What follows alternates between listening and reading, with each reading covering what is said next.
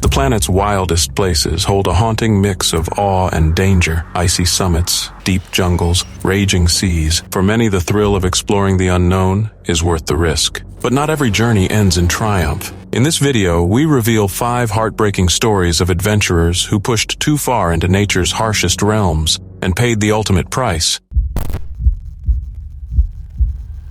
It was supposed to be the ultimate test of endurance, an adventurous solo trek to the top of the world. For David Sharp, a 34-year-old British engineer turned daredevil mountaineer, Mount Everest wasn't just a goal, it was the holy grail of human willpower. He'd climbed Kilimanjaro, conquered the Matterhorn, and stood atop Chow, all without the help of supplemental oxygen. But in May of 2006, Sharp embarked on what would tragically become his last expedition. Mount Everest, standing at a mind-melting 29,032 feet, is known for more than its beauty. It's also a deadly place. Above 8,000 meters lies the death zone, where oxygen is so scarce the human body literally begins to shut down. Frostbite, hallucinations, and suffocation aren't rare. They're expected. To survive up there, you need oxygen tanks, guides, teamwork, and maybe a bit of luck. Sharp had none of the above. A purist at heart, Sharp believed using oxygen was cheating. He wanted to feel the raw force of nature, to battle Everest with nothing but his lungs, his boots, and sheer grit.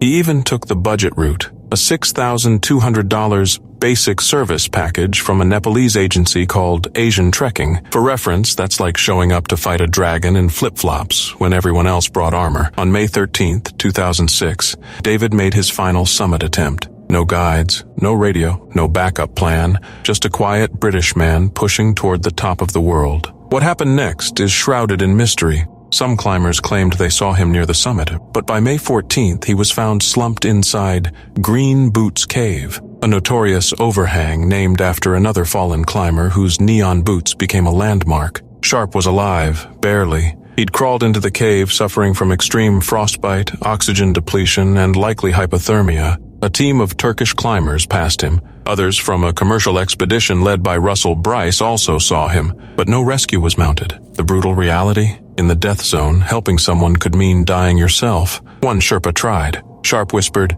"My name is David Sharp. I'm with Asian Trekking and I just want to sleep." And with that, he did. Forever. Around 40 climbers walked past him that day. Some offered oxygen or checked his pulse, but most kept moving. The summit was calling. News of his death caused an uproar. Viral videos and interviews questioned the humanity of Everest climbers. Was it ambition? Self-preservation? Or had Everest become a trophy graveyard? Sharp's death sparked global debate about the ethics of mountaineering and whether some goals just aren't worth dying for. A year later, Sherpas respectfully moved his body off the trail. He now rests among more than 200 other souls frozen into Everest's slopes. What makes this story so heartbreaking isn't just that David died, it's that he died surrounded by people, yet utterly alone. He wasn't reckless. He wasn't unprepared. He was simply too stubborn, too devoted to purity, too human. David Sharp died doing what he loved, chasing something bigger than himself. And maybe in that silent, snow-covered cave, he reached his summit in a different way.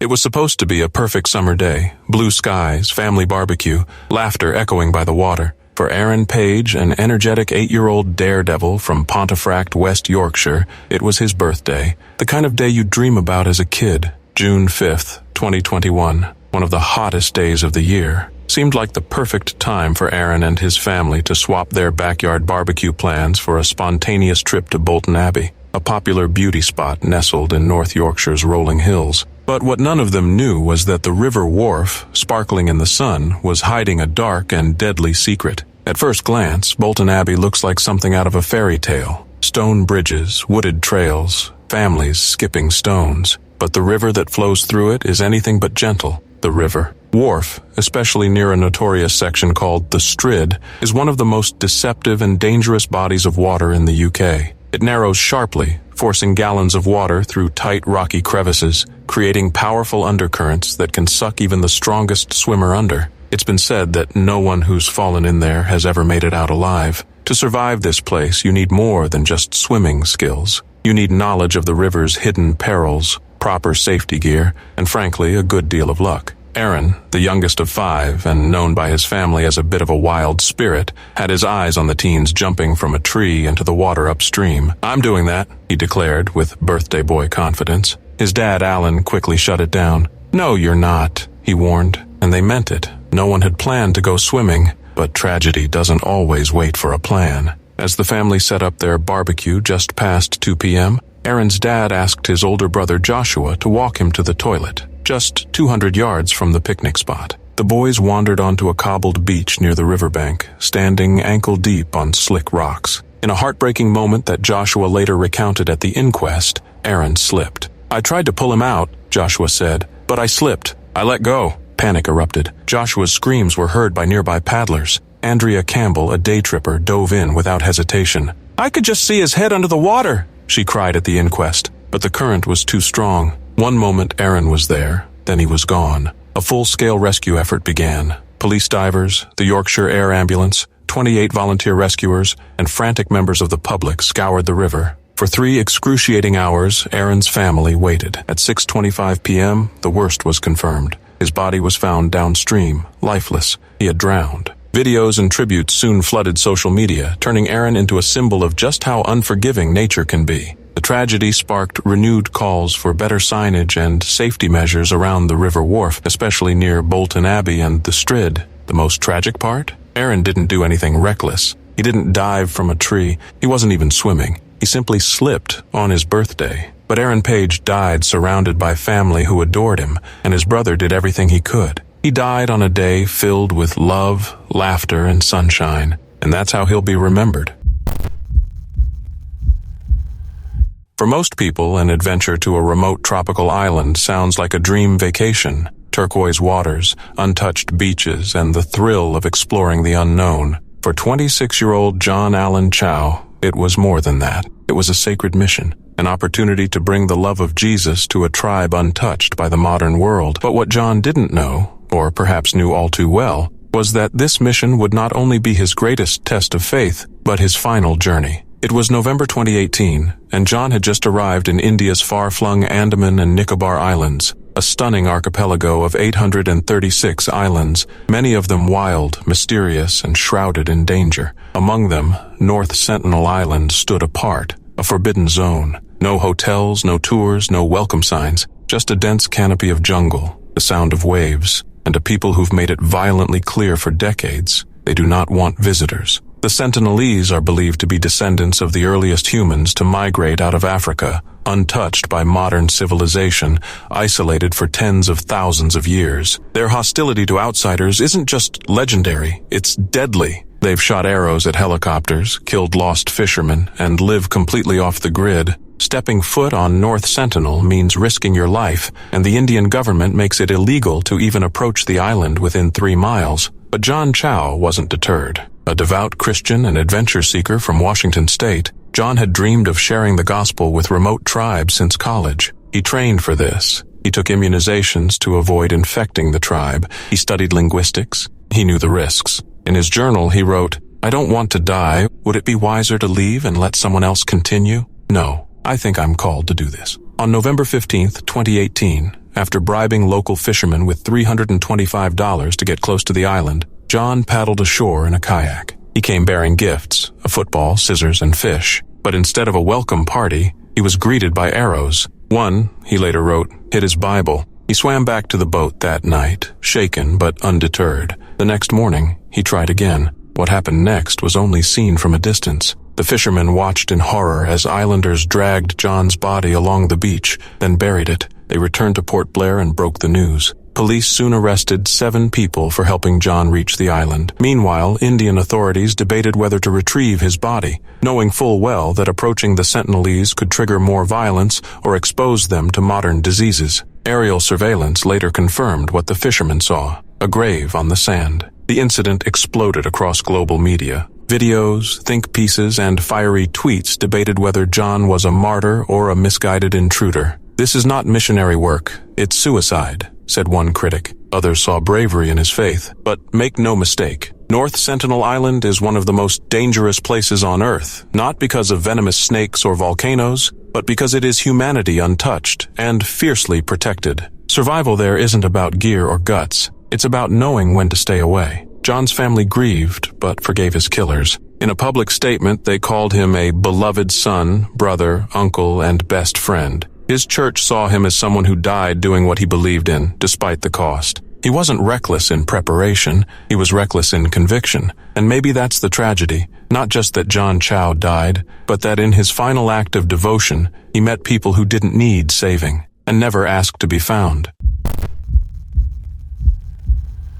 It was supposed to be another adrenaline-fueled day for Ian Forgaze, a seasoned 54-year-old backcountry skier from Lincoln, Vermont, as he carved through the rugged, snow-draped slopes of New Hampshire's Mount Washington. Known for embracing nature's harshest playgrounds, Ian was no rookie. He had skied solo before, danced with danger on technical lines, and trusted his instincts where others wouldn't even venture. But on February 1st, 2021, his thirst for adventure would take a tragic turn. Mount Washington, the crown jewel of the White Mountains, is as breathtaking as it is brutal. Its beauty masks its danger, bone-chilling winds, unpredictable weather, and, most treacherous of all, avalanches. The Ammonoosuc Ravine, where Ian set off that fateful morning, rests on the mountain's western flank. It's lesser known than the infamous Tuckerman Ravine, but no less lethal. The snowpack there is fickle, and even when experts rate the avalanche danger as low, Mother Nature has her own rulebook. And so, with temperatures in the single digits and winds gusting at 33 miles per hour, Ian skied out alone.